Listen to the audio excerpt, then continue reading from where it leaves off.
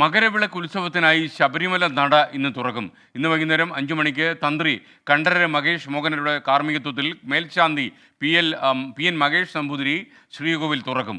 അടുത്ത മാസം 15-ാം തീയതിയാണ് മകരവിളക്ക്. പത്തനംതിട്ടയിൽ നിന്ന് ശ്രീജിത്ത് ശ്രീകുമാരൻ ചേരുന്നു. ശ്രീജിത്ത്, പറയൂ വിവരങ്ങൾ. Good morning.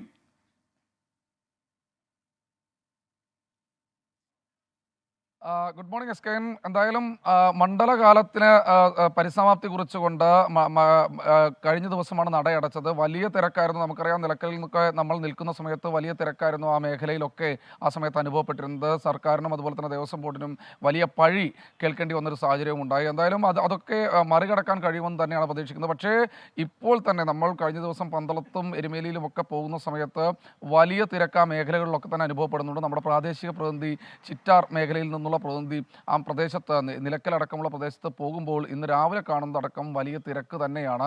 ആ മേഖലയിലൊക്കെ ഇപ്പോഴും നല്ല ആളുകളുണ്ട്. പമ്പയിൽ നിന്ന് കൃത്യം 11 മണിക്ക് മാത്രമേ മല കയറാൻ അനുവദിക്കുകയുള്ളൂ എന്ന് അറിയിച്ചിട്ടുണ്ട്. പമ്പയിൽ അവരെ നടപ്പന്തലിൽ തടഞ്ഞിരിക്കുകയാണ്. പലരും ഇപ്പോൾ തന്നെ ഇതര സംസ്ഥാന ഭക്തരാണ്. അവരിപ്പോൾ തന്നെ പമ്പയിലേക്ക് എത്തിയിട്ടുണ്ട്.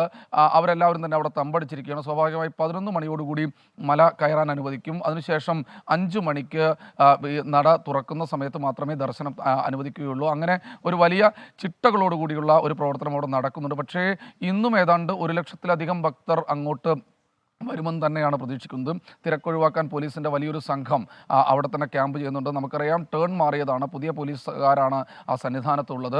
അതുകൊണ്ട് തന്നെ സ്വാഭാവികമായി അതിൻ്റെതായ ബുദ്ധിമുട്ടുകൾ അനുഭവപ്പെട്ടേക്കാം. പക്ഷേ അത് അനുഭവപ്പെടരുതെന്ന് ADGP MR അജിത് കുമാർ കർശനമായ നിർദ്ദേശം ഇതിനകം തന്നെ നൽകിയിട്ടുണ്ട്. എന്തായാലും ശബരിമലയിൽ മകരവിളക്ക് ഉത്സവത്തിനായി 5 മണിക്ക് നട തുറക്കും. വലിയ തിരക്കാണ് നിലയ്ക്കലിലടക്കമെന്നാണ് ഈ ഒരു ഘട്ടത്തിൽ റിപ്പോർട്ട് ചെയ്യാനുള്ളത്. എസ്കെ.